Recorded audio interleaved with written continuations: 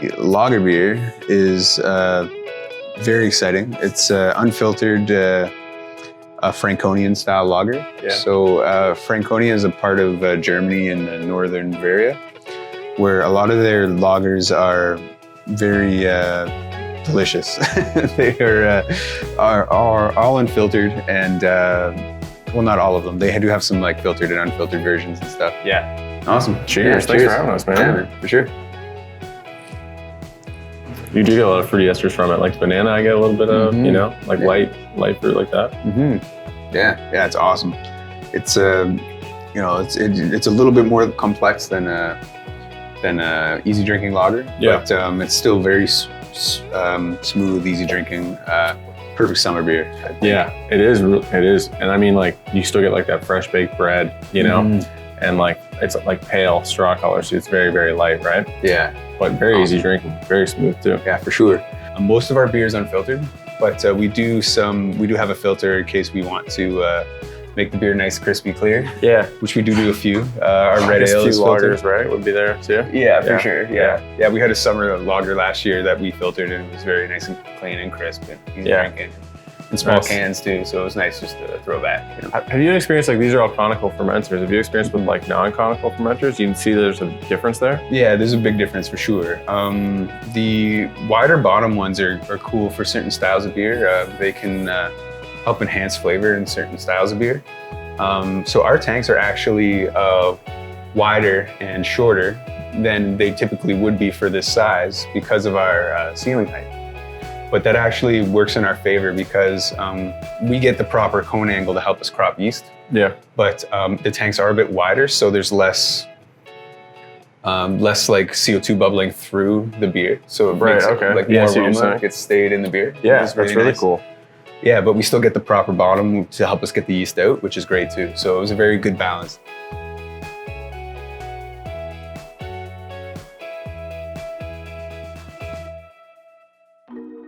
So you started in craft beer and have gone through like a number of different phases, right? When did can you take us through a timeline of how you first got introduced to it and to now opening Wavemaker? Sure, it was around 2009, 2010 when I started, maybe 2008 when I started, pulling beers off the LCBO shelf that were a little more exotic. I remember picking up craft beer from Ukraine, and I was like, I can't read anything on this can. I'm gonna give this one a try. This one looks cool. And I drank German lagers too. My first beer that I had was actually a Coastreicher Schwarzbier. Okay. Yeah. So dark lager, and so that was my first exposure to it. But then I was drinking like easy drinking stuff, and then started getting into it by just trying random stuff off the shelf, and really loved it. And then I was in my last semester of accounting school at Brock University. And then I was researching how to make beer more than I was studying for my final exams to, finally leave university. So I was like, I think I know where my heart is, so I want to look into this more, because I didn't even know how beer was made at all. Like I was drinking it for a few years, and then I was like, well, what's even in this stuff? I don't even know what malted barley is or hops. I don't know what any of this is. Yeah. And I couldn't stop learning about it. So just still to this day, I still just want to learn absolutely everything I can about it. There's a huge rabbit hole, right? You can just go down and learn. You can learn every single day. You can learn something new, right? I'm sure you find that here a lot too. Yeah, for sure. And then my knowledge got expanded by going to brewing school at Niagara College, which was a great experience. It was a lot of fun. Learned a lot, met a lot of good people, and some of those people went off to start their own breweries as well, and some work at some breweries around town here. So it's really cool to see some old friends. See everybody and stuff every once in a while. Yeah, that's cool. And then after that, you went to a couple of different breweries, right? Or just one? Yeah, I worked at before going to brewing school. I worked at Stonehammer Brewing, which was closed and then recently reopened under Fixed Gear Brewing. Oh, cool. Fixed Gear. Bought that brand and doing their thing. So that's really cool to see some life back in that. So in 2011, that's where I started and learned under George Eagleson was the brewmaster there, and he's a great dude. And I learned a lot from him. And then I went to Lagerbier Brewing for my summer internship. Cool. That's a cool spol up there. Yeah, it's really cool, man. Yeah, Muskoka in the summer is awesome. Yeah, it's great. Yeah, beautiful. Great crew up there. That was a lot of fun. And then what did I do? Yeah, I was back at Stonehammer while I was at school, and then I graduated. And while I was at school too, I was working for Osthouse Brewery. Oh, cool. Brewers as well. Yeah, just out there in Niagara, right? Yeah, they opened in October, November of 2013 or something like that. And it was cool to be a part of their brewery opening and see like developing a brewery from, an empty space to opening the doors was really beneficial to see. Yeah. So I did a little bit of brewing there, but I was mostly doing retail. And then after I graduated, I went to Mill Street. I worked at Mill Street for, it was about 8 months before I got a call to be the head brewer at a brewery in Port Perry. Nice. Old Flame Brewing Company. Yeah. Been to Old Flame, definitely. Yeah, that's cool. Yeah, so I was there for about 3.5, almost 4 years. Yeah. Going back to your time in Niagara, how important was that in terms of like learning the brewing process and learning the subtleties within that? It was very critical. For me, it was more like I like a bit more. Like I usually learn on my own, but for something as complex as this, I like a bit of a guidance. Being from, helping us like figure out what exactly to research and what like to look for when I'm coming in as a blank slate of a guy who just homebrewed a few times and wanted to learn more. It was really cool to get like a structured learning on it. Mm-hmm. So then for me, I prefer to like learn on my own, but going to school for this was, if I wanted to make it my career, was the right choice for me at the time. Yeah. Right.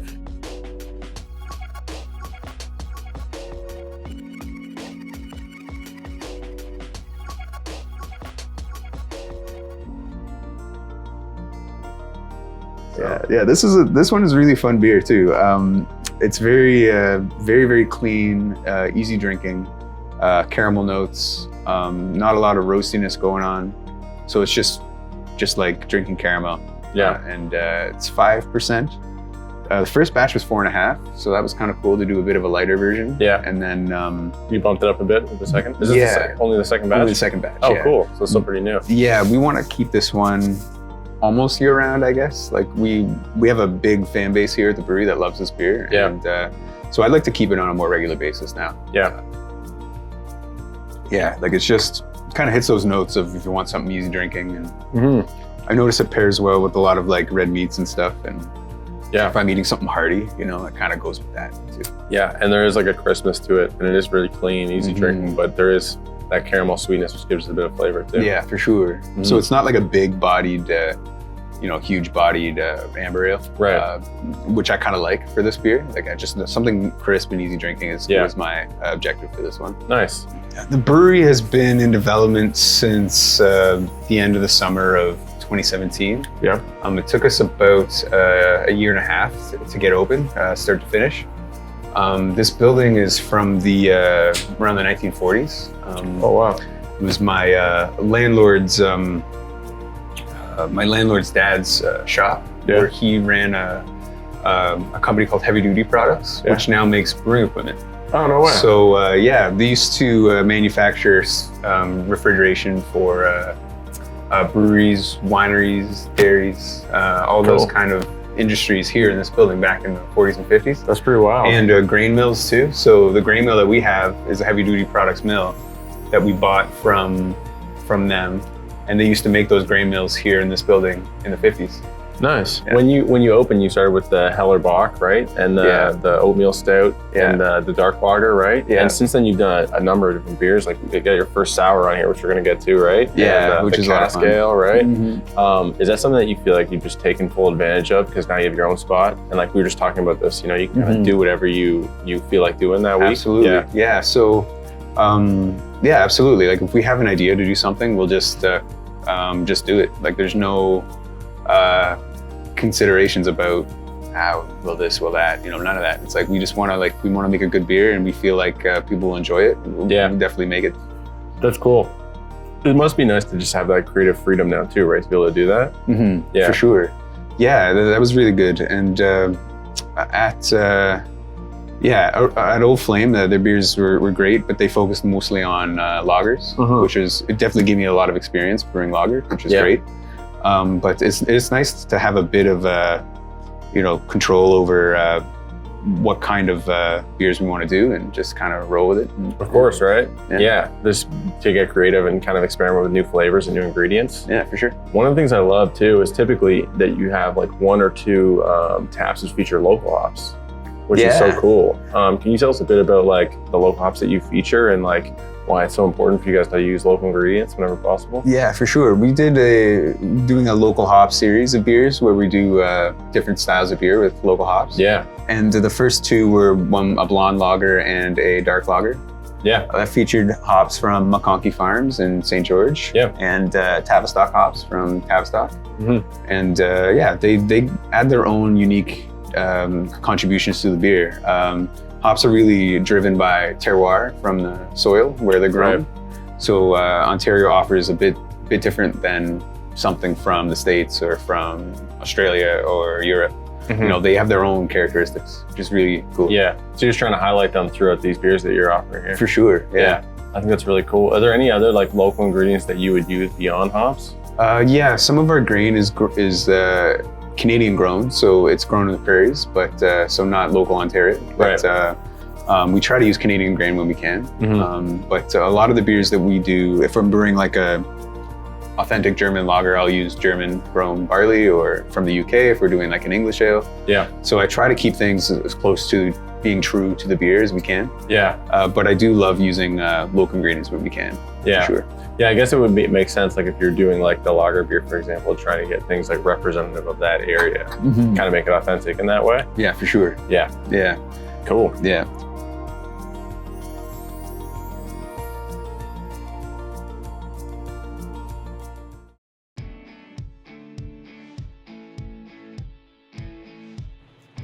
Yeah, this one worked out really nice. Very clean. It's on the lighter end of the sour range. Yeah, we talked about that last time actually. But it gives you it still gives you that tartness that like is enjoyable. Yeah, for sure. Yeah. And so the next batch, we're definitely going to be doing this one again. And the next batch, we're going to try to make it a bit more sour. And but the way this beer worked out is absolutely lovely. It's like got a beautiful tartness. Lots of citrusy notes from the dry hops we used. Yeah. And we wanted to. We pulled a few off before dry hopping, and we called it Dub Weiss, which is our double blender Weiss. Nice. Yeah. Because it was really good on its own before we dry hopped it, so we had to. We just had to pull some off and keep it non-dry hop too for a different version. That was a lot of fun too. I get a bit of subtle, like not earthy, but like almost like piney notes from the hop there too. And I feel like that helps balance that like citrus or tropical aroma that you get too, which is cool. Yeah, it really works out. Yeah. So this is one I hope to keep a lot of the time too. Yeah, we want to keep it sour on all the time.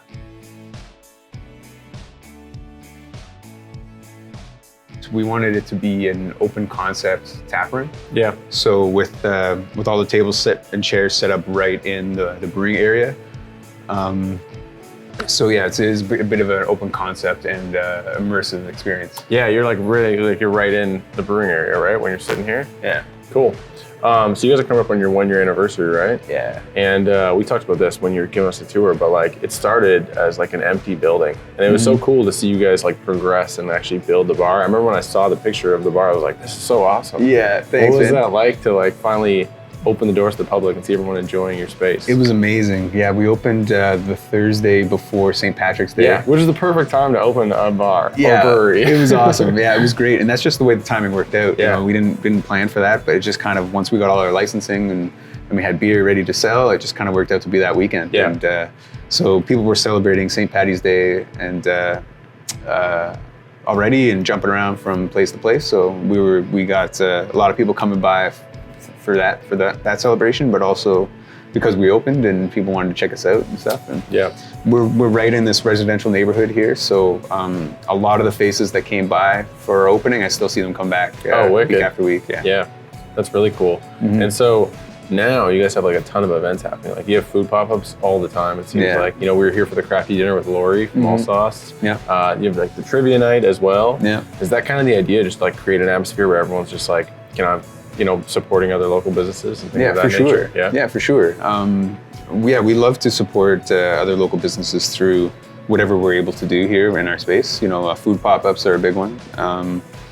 We're also doing like, got like a Crafty pop-up kind of thing with like a local craftsmen, like oh, nice. Jewelry makers and that kind of stuff. We're going to do that kind of thing. And with La Lola Taste of Spain, just around the corner from here. And nice. We're doing a Spanish food pop-up coming up soon.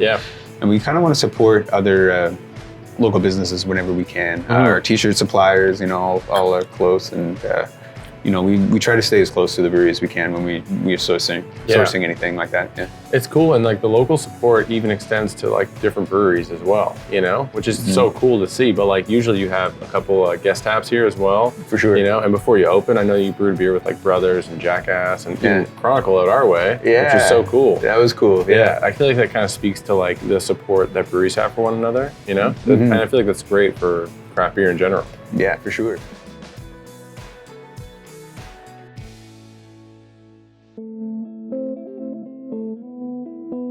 Try this cinnamon bun. I'm excited to try this actually. Yeah, this was one of the more adventurous ones we've done in the past few months. This was made with like a flavoring that some bakers mix into dough that's going to be made into cinnamon buns. And so I threw some of that in there with our hop rocket I was telling you about. We kind of mixed it in, and we added some more cinnamon and stuff like that too, and it infused into this really tasty treat. It didn't turn out too sweet, which is great. Exactly what we were hoping for. Just a little bit of sweetness there, and it's 6.5% too, so it's got a bit more of an oomph to it. Yeah, so, yeah, it's great. Cool. Cheers. Thanks again for having us. Yeah, cheers. Yeah, no problem. You do get like some bread and like cinnamon on the nose too. Yeah, it's just a really pleasant, very, very pleasant drinking experience. It's like the cinnamon's not overly spicy. Like it's present, and it blends well with the flavoring we used and that kind of stuff. A really, really well-rounded beer. Yeah, I think like there's a little bit of vanilla there, which helps balance that spice a bit and makes it like very drinkable. Yeah, for sure. Yeah, it's really nice. Yeah, that's good. I wanted it to kind of taste like a brown ale with those components. So it kind of has a balance of both worlds there. But I love how the finish, you just get the pure cinnamon bun kind of. Yeah, it's great. The only other thing I want to ask you about was the sign out front. So it says Wavemaker Craft Brewery Distillery. There's no spelling mistakes, so that's all good. That's all good. But I want to ask about the and distillery part. Yeah, for sure. So what's that all about? Yeah, well, when we were starting the project, it was definitely more of a. We thought we'd be able to do it. Some of our brewery stuff went a little bit over budget, so we were unable to do the distillery right at the start. Yeah. And my landlord is currently renovating the second half of the building to put the distillery in there.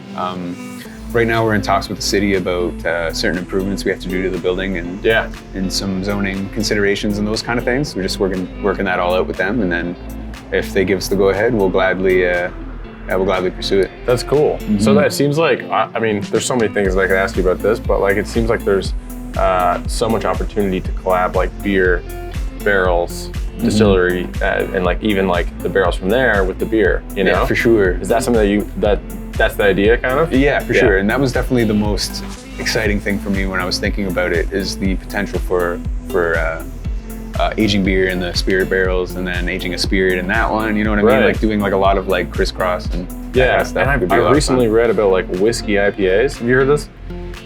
No. Yeah, so someone just showed me this the other day, and I was like, this seems insane. But apparently it actually is a thing. Oh, cool. And I don't have all the details, so I can't like sit here and tell you all about what it is, but I was like, that seems crazy. Yeah, I'll have to look it up. It seems like the opposite of what, you know, breweries have been doing, where they're barrel aging beer, right? Which would be, I feel like it'd be pretty cool. Was that where they like age it in a barrel that held like coffee beer in there? I guess, yeah. I think that might be what it is. Also, it could. I think there's a part of it is like a dry hop portion. Oh, that's cool. With the beer, and I was like, that seems so crazy. Yeah. But well, whatever tastes good, right? I guess at the end of the day. That's like at the end of the day, whatever anyone's gonna drink would be great, right? Yeah, for sure. Is that something you've always been interested in though? Like whiskey and distilling, and like did that kind of come the same time that the craft beer interest started? Yeah, for sure. I learned it was maybe 2012, 2013 that I started researching a little bit while I was in brewing school. Like, okay, well, I know like how to make a beer. Like, how do you make spirits now, right? So I was just doing research on my own and done a lot of reading, but I haven't been to any formal training on it. Yeah, it seems like it would be a great opportunity for us to expand our range and have some interesting spirits and stuff like that. Yeah. I'm more interested in the longer aging projects if we are going to do something. Right. So like the whiskeys and the brandies and all that kind of fun stuff that we can make. So. Yeah, I feel like that would also set you apart entirely from any other brewery. Like I haven't heard of anyone doing both, So that's kind of cool too. It's really cool that we have the opportunity to do something unique, especially here in Cambridge. We'd be the only one within town. So we do have people coming by asking if they can buy, a bottle of vodka or whatever. So we're working on it, and we'll see where it ends up being. All right, cool. Well, we may be able to come back and do a tour of the distillery when it's ready to go. Man, for sure. Yeah. Well, thanks so much, man. Awesome. Thanks a lot for coming. Really appreciate it. Thank you, man. Yeah, man. Absolutely. That was great.